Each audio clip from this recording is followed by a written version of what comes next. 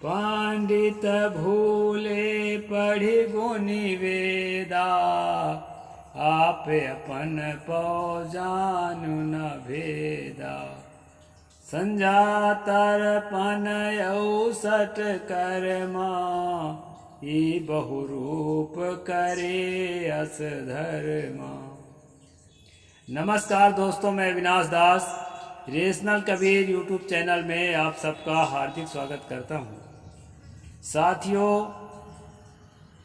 यदि पहली बार वीडियो देख रहे हैं या सब्सक्राइब नहीं कर पाए हैं तो चैनल को सब्सक्राइब जरूर करें, शेयर करके अपने साथियों तक पहुंचाएं और चैनल को आगे बढ़ाने में मेरी मदद करें। लाइक करें दोस्तों, बेल आइकन को प्रेस करें, ऑल नोटिफिकेशन ऑन रखें ताकि अगला वीडियो आप तक पहुंच जाए, और कमेंट जरूर लिखें। साथियों, मैंने 2 चौपाइयाँ बोली। पंडित भूले पढ़ि गुनि वेदा, आप अपन पौ जानु न भेदा। संझा तर्पण औसठ कर्मा, ई बहुरूप करे अस धर्मा। पद लंबा है लेकिन मैं 4 ही लाइन बोला क्योंकि 60 में हमको काम करना है भी।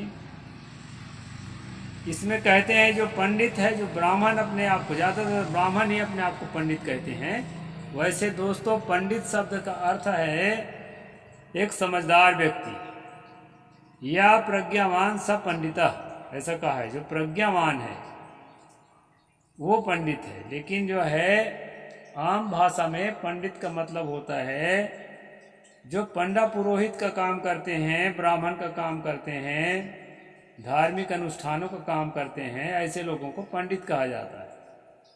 तो ऐसे लोगों को निशाने में रख करके सतगुरु कबीर साहब यहाँ पर बोलते हैं कि हे पंडित, तुम खूब वेदों को पढ़ते हो, खूब मनन करते हो, लेकिन ध्यान रखना भूले हुए हो, रास्ते में नहीं हो। क्योंकि आप अपन पौ जानु न भेदा, तुम स्वयं का भेद नहीं जान रहे हो कि तुम क्या कर रहे हो, तुम्हें क्या करना चाहिए, तुम्हारी स्थिति कहाँ है, तुम्हारी साधना कैसी है। दोस्तों, आप अपन पौ जानु न भेदा का बहुत गहरा अर्थ है। आदमी जब अपने भेद जानता है, संसार का भेद तो कुछ न कुछ सभी जानते हैं, अब संपूर्ण तो कोई नहीं जान सकता, बहुत बड़ा यूनिवर्स है हमारा, लेकिन अपने अंदर का भेद हमें जानना बहुत जरूरी है। हमारे अंदर कितनी संभावनाएं छिपी हैं, उन संभावनाओं को उद्घाटित करके हम कितनी ऊंचाई तक चढ़ सकते हैं, इन चीज़ों को खोज अपने अंदर हमें करना चाहिए। एक बात। दूसरी बात, हमारे अंदर बुराइयां कितनी छिपी हैं, कितने मनोविकार छिपे हैं जो निरंतर हमारा पतन कर रहे हैं। आध्यात्मिक पतन, बौद्धिक पतन, सामाजिक पतन, हर क्षेत्र में हमारे जीवन के पतन का कारण है हमारे अंदर के विकार, गंदी भावनाएं, गंदे विचार, निगेटिविटी, जो नकारात्मकता है। तो सतगुरु कबीर साहब ने कहा यहाँ पर कि ये पंडितों, अपने आप को समझदार कहते हो लेकिन भूले हुए हो, अपने अंदर झांक कर नहीं देख रहे हो, कितना नफरत के बीज बो रहे हो। जहाँ प्रेम का बीज बोना चाहिए, उस पवित्र मानव जीवन रूपी धरती में तुम नफरत का बीज बो रहे हो। पंडित भूले पढ़ि गुनि वेदा, आप अपन पौ जानु न भेदा। संझा तर्पण औसठ कर्मा, ई बहुरूप करे अस धर्मा। ऐसा मेरा धर्म है, ऐसे करके जो है तुम संझा करते हो, तर्पण करते हो, और जो है बहुत प्रकार के कर्मकांड करते हो, लेकिन ध्यान रहे मनुष्य होने के नाते यह तुम्हारा धर्म जो है किसी काम का नहीं है। धर्म, वास्तविक नैतिकता, संवैधानिकता है मनुष्यता के प्रति प्रेम, और मनुष्य के प्रति प्रेम ही मनुष्यता के प्रति प्रेम है। इस प्रकार सतगुरु कबीर साहब के 4 लाइन मैंने बोला है दोस्तों। अभी हम चलते हैं मनुस्मृति में, जो आज का हमारा सेशन है। पिछले सेशन में हमने जाना था कि ब्राह्मण को नाचना नहीं चाहिए, ताल नहीं बजाना चाहिए, बाजा नहीं बजाना चाहिए, दांत नहीं कटकटाना चाहिए, और क्या नहीं करना चाहिए, पशु की तरह मुंह से आवाज़ नहीं निकालना चाहिए। इतना चीज़ ब्राह्मण के लिए मना किया गया था दोस्तों। और एक चीज़ और पढ़े थे, बड़ी चीज़। पिछला स्ट्रीम ना देखे हो जरूर देखें कि जहाँ शूद्र का राज हो, यानी कोई ओबीसी जो है प्रधानमंत्री हो, राष्ट्रपति हो, कोई एसटी एससी, ऐसे देश को छोड़ करके चले जाना चाहिए। ये चीज़ पढ़े थे। खासकर ब्राह्मणों के लिए बात मनु महाराज कह रहे थे। उसी पर मैं थोड़ा टिप्पणी किया था कि सच्चा ब्राह्मण और सच्चा हिंदू का औलाद, सच्चा मनु के वंशज यहाँ कोई नहीं है। 10 साल हो गए, शूद्र ही प्रधानमंत्री है और अति शूद्र ही राष्ट्रपति है, लेकिन कोई बोरिया बिस्तर बांध करके भागा नहीं। ऐसा मैंने टिप्पणी भी किया था मनु के वचन के अनुसार। मेरी अपनी कोई ऐसी मनसा नहीं है। मेरे लिए सब भाई हैं, बहन हैं, हिंदू मुसलमान कोई भी हो। तो आगे चलते हैं दोस्तों। ये तो कल के जो मैं बोला था उसके बता दिया आपको। आगे और बहुत सारे श्लोक मैं इसलिए छोड़ देता हूँ कि मेरा जो मुख्य उद्देश्य है सोशल जस्टिस का, सोशल जस्टिस से संबंध रखने वाले श्लोकों को मुख्य रूप से मैं बोलता हूँ। बाकी कैसे मुंह धोना है, कैसे दांत रगड़ना है, ये सारी चीज़ें बहुत बार रिपीट हैं जय अपने जीवन के क्रियाओं के लिए। कल एक चीज़ और पढ़े थे दोस्त, बहुत भयंकर। कल का स्ट्रीम आप जरूर देखिए, पिछले स्ट्रीम, कि ब्राह्मण जो है अपना जूता, अपना कपड़ा, अपना जो है कमंडल कभी भी किसी का उपयोग किया हुआ उपयोग ना करे। और शूद्रों को जो है हमेशा कोई भी चीज़ उपयोग किया हुआ ही उपयोग करने के लिए अलाउ करे। नया कपड़ा ना पहने शूद्र, फ्रेश भोजन ना करे। उसके लिए मैं 11 अध्याय के एक श्लोक को घसीट के ले आया था, क्योंकि अब उसको पूर्ति करना था, जिसमें जूठा अन्न ही भोजन के रूप में शूद्र को दिया जाए, उतारा हुआ कपड़ा दिया जाए, पुराने उपयोग की वस्तुएं दी जाए, और जो है सोने के लिए धान का पैरा। इस तरह से जो बातें थी उसको मैं यहाँ उठा करके आपको दिया था। दोस्तों, हमारी लड़ाई सोशल जस्टिस की लड़ाई है, ह्यूमैनिटी की लड़ाई है, इक्वलिटी की लड़ाई है, मानवता और समानता की लड़ाई है। इसलिए मैं स्ट्रीम चलाता हूँ। आगे चलते हैं। कल की बात तो मैंने बता दिया, आज की बात क्या है, आज किन बातों को लेकर के हम आगे बढ़ेंगे। 1-2 श्लोक ऐसे भी ले लेता हूँ जो साधारण हो, ताकि आपको लगे कि ये बहुत सारे श्लोक साहिब ने क्यों छोड़ दिया। तो बहुत सारे जो श्लोक छोड़ा हूँ उनमें से 1-2 ले लेता हूँ मिलते जुलते हुए, आपको संतोष हो जाए।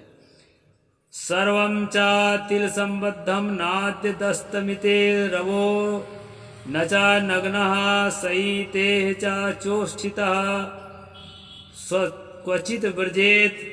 सूर्यास्त के बाद तिल मिला हुआ कोई चीज़ ना खाए, नंगा होकर के ना सोए, जूठे मुंह कहीं ना जाए। इस प्रकार की बात जो है बहुत सारी श्लोकों में है।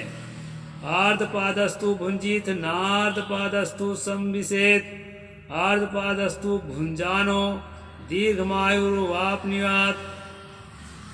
भीगे पैर भोजन करे और भीगे पैर सोए नहीं। भीगे पैर भोजन करने वाला दीर्घायु को पाता है। ये कोई साइंस नहीं है, जैसा यहाँ लिखा है उसके आधार पर मैं पढ़े दे रहा हूँ, ताकि आपको लगे कि बहुत सारे श्लोकों को, इसी तरह के श्लोकों को छोड़ा हूँ, तो एक मॉडल के तौर पर आपको पेश कर रहा हूँ।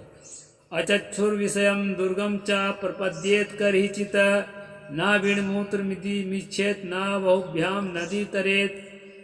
जो रास्ता घना और झाड़ियों से घिरा हो, जिससे उस तरफ की चीज इस तरफ से ना दिखाई देती हो, ऐसे दुर्गम स्थान में ना जाए।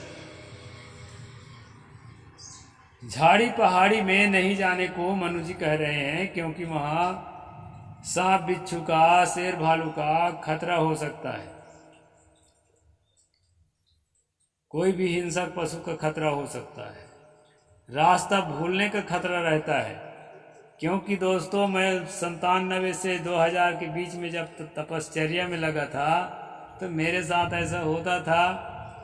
चलते चलते जंगलों में मैं दूसरी जगह जाने के लिए मन बनाया रहता था, हर दूसरी जगह पहुंच जाता था।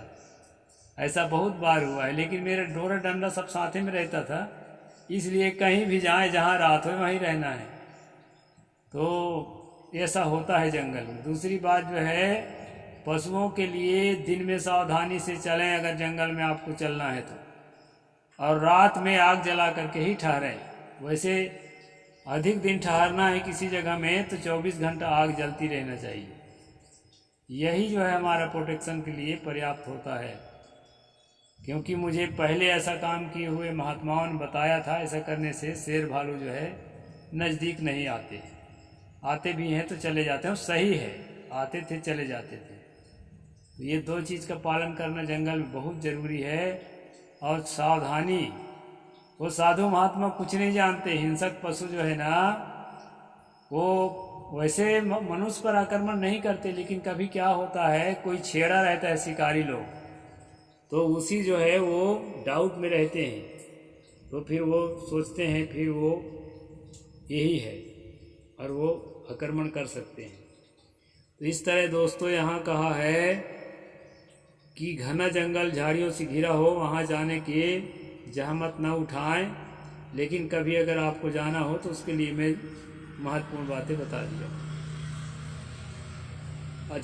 अधिष्ठिष्ठेन केशांस्तु च भस्मास्थि कपालिका न कार्पासास्थि न तुषान दीर्घमायुर्जिजीविषुः। दीर्घ जीवन की इच्छा रखने वाला पुरुष केश, भस्म, हड्डी, ठीकरे, कपास की डंठियाँ और धान की भूसी पर पैर देकर खड़ा ना हो। अब इसका क्या मतलब है, ये कोई साइंस नहीं है सो है, लिखा है सो लिखा है, मैंने भी पढ़ के सुना दिया। अब आगे चलते हैं दोस्तों। ना संवसेच्चा पतितैर्न चंडालैर्न पुलकसैः न मूर्खैः बलिप्तश्च नान्तैर्नान्स्यासायिभिः।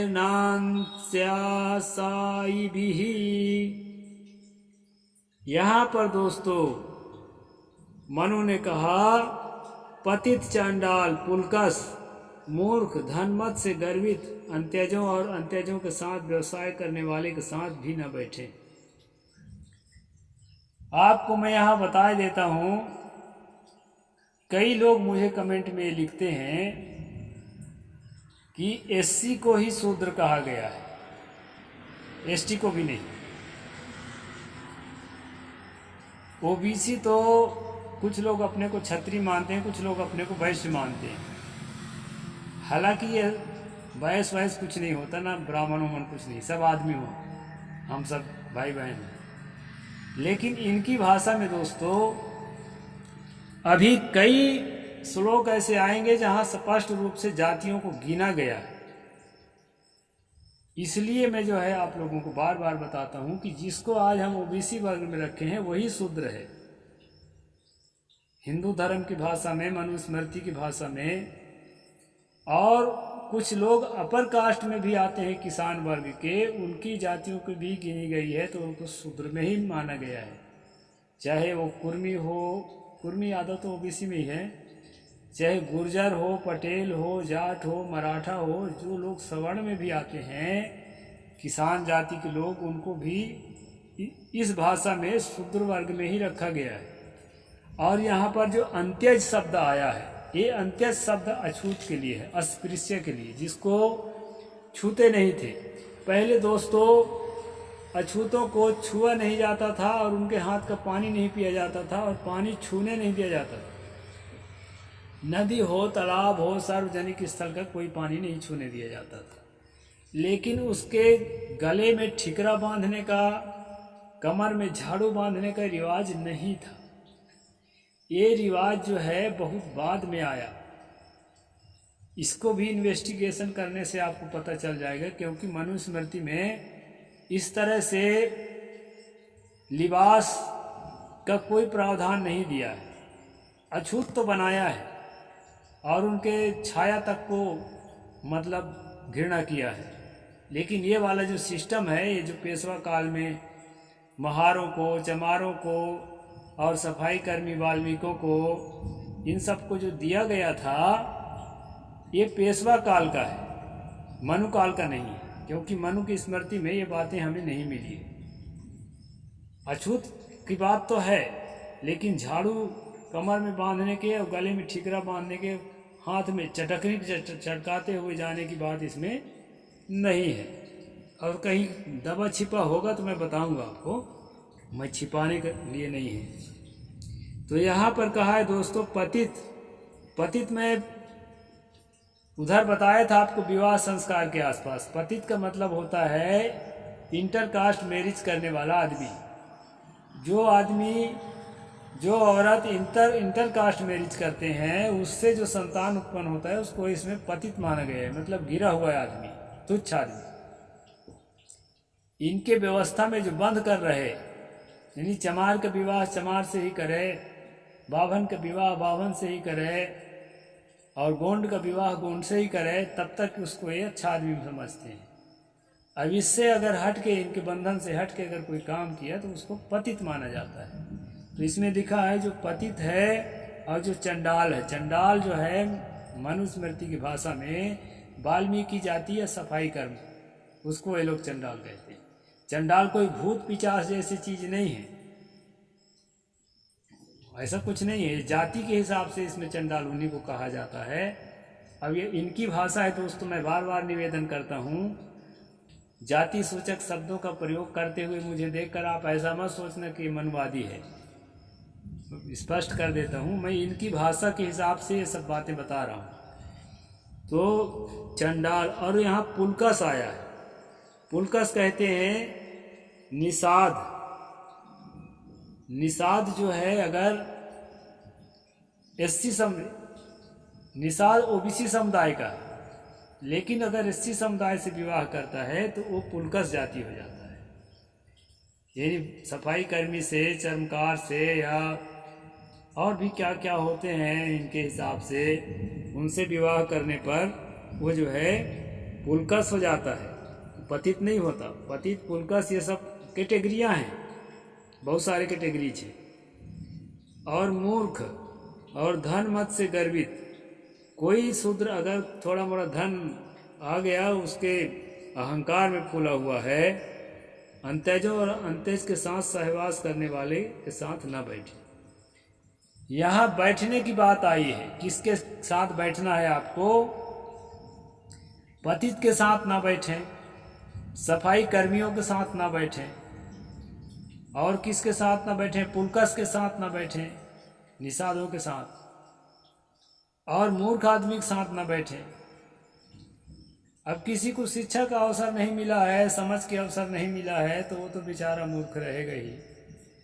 अपने परिश्रम से थोड़ा मोड़ा कोई ज्ञानी भी रहता है, तो उनके साथ ना बैठना तो एक अपराध ही है मानवता के साथ। धन मत से गर्वित है। अब भाई थोड़ा धन आ जाता है तो आदमी को उसके नशा रहता ही है, उसके साथ भी कहते हैं नहीं बैठना चाहिए। और अंत्यजों के साथ भी मत बैठो। अंत्यज मतलब अछूत, एससी जाति, एसटी जाति। एसटी जाति को वैसे वर्णवाही ही माना जाता है, वैसे फिर भी वो अंत्यज के अंतर्गत ही आते हैं। तो एसटी एससीओं के साथ ना बैठे, और उस ब्राह्मण के साथ भी ना बैठे जो उस ब्राह्मण के साथ भी ना बैठे जो एससी एसटीओं के साथ बैठता है। यानी वो भी छुआ गया तो वही बन गया, उसको साथ बैठो मत और उसको ऊपर मत उठाओ। इस प्रकार से यहाँ पर जो है बैठने के लिए बताया है। दोस्तों एक श्लोक और पढ़ देता हूँ। ना शूद्राय मतिम दद्यान नोश्चिटम न हविष्कृतम न चासोपदिशेत धर्मम न चास व्रतमादिशेत। यहाँ कहा है शूद्र को युक्ति न बताएं। किसी चीज़ का जो युक्ति है, किसी चीज़ का उपाय है, किसी चीज़ की जो कहना चाहिए कि रहस्यमय बात है, वो शूद्र को नहीं बताना चाहिए, शिक्षा नहीं देना चाहिए, ज्ञान नहीं देना चाहिए। इसका मतलब ये है समझ न बढ़ने पाए उसमें। उच्चिष्टम और हविष्य का शेषांक न दे। जो हव्य कव्य में जो हवन करते हैं उसके बाद के जो प्रसाद रूप में दिया जाता है वो शूद्र को नहीं देना चाहिए। और ये हमारे शूद्र जो हैं लाइन के लाइन जो है झुंड के झुंड दौड़ते हैं उसी प्रसाद के लिए। बड़ा हास्यास्पद है। मैं तो कहता हूँ कभी मंदिर नहीं जाना चाहिए ओबीसीयों को, एससीओं को, एसटीओं को। पैसा दे के ले जाए तो भी नहीं जाना चाहिए, क्योंकि वो अच्छी जगह नहीं है। वहीं से हमारे जो गुलामी के पाठ शुरू होता है। उसे धर्म और व्रत का उपदेश ना दें।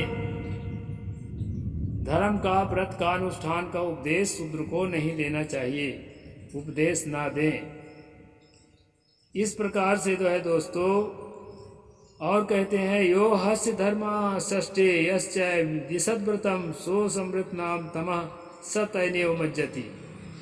जो दूसरा जो ब्राह्मण है, यदि वो शूद्र को उपदेश देता है, धर्म का ज्ञान सिखाता है, तो उसी शूद्र के साथ असिमृत नाम के नरक में, अभी नरकों का नाम भी इसमें आएगा, आगे बताऊंगा। असिमृत नाम के नरक में वो जो है अंधकार नाम नरक में जाके डूबता है। कौन? जो शूद्र को ज्ञान देने वाला ब्राह्मण है, वो शूद्र के साथ ज्ञान लेने वाला भी और ज्ञान देने वाला भी। कहे ना तुलसी, अधम जात में विद्या पाए, होए अथा यही दूध पियाए। जैसे सांप को दूध पिलाने पर उसका जहर बढ़ जाता है, ठीक उसी प्रकार अधम जाति के लोग विद्या पा करके विषैले हो जाते हैं। ऐसा तुलसी ने भी कहा है। तो तुलसी को ताकत इसी जगह से मिली है दोस्तों। यहाँ पर कहा है कि उनको शिक्षा देने से, शिक्षा देने वाला और वो शिक्षा लेने वाला असिमृत नाम के नरक में, अंधकार नरक में जाके गिरेगा। और नरक के डर से, मरने के बाद क्या होगा उसके डर से दोस्तों, मनुष्य कुछ भी बात को स्वीकार कर लेता है, क्योंकि मरने के बाद नरक स्वर्ग कुछ नहीं होता, ऐसा ज्ञान मजबूती से कोई स्वीकार नहीं कर पा रहा है हमारे जैसे लोगों को छोड़कर। इसलिए डर के कारण सारी, कहना चाहिए कि तकलीफों को झेलता हुआ भी वो उसका पीछा लगा रहता है। तो इस प्रकार से दोस्तों सतगुरु कबीर ने कहा है कि समझाए समझे नहीं, पर हाथ आप बिकाए, मैं खींचत हूँ आपको चला सुजमपुर जाए। मैं अपनी ओर खींच रहा हूँ, लेकिन ये दुखों की ओर भागा जा रहा है, दूसरे के हाथ बिका हुआ है, समझाने से नहीं समझ रहा है। इस प्रकार ये आज का एपिसोड थोड़ा लंबा हो गया है दोस्तों। आगे कल बात करेंगे। साहेब बंदगी। जय भीम, जय जोहार, जय संविधान। नमस्कार।